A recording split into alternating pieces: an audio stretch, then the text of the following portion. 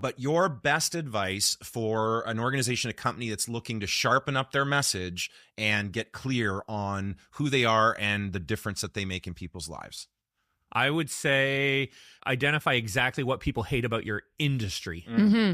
And focus on getting clarity around how you're different in the industry. I would say, I would use the phrase shared by all. Is everybody in your organization singing from the same song sheet? So maybe you've done some work on purpose, core, passion.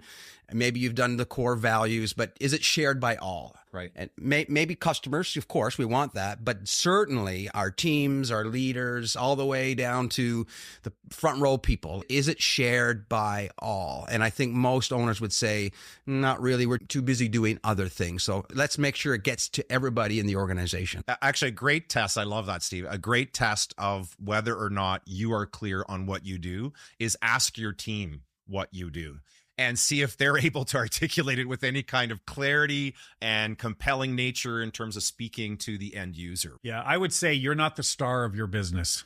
Your client is. Your potential customer is. And if you can filter everything through that kind of mindset and recognize whether I'm building out a mission statement, whether I'm building out a marketing message, if we think of our client as being central to the story and the focus, we will likely hit the target. Yeah, for me, when I think about this, it's lowest common denominator.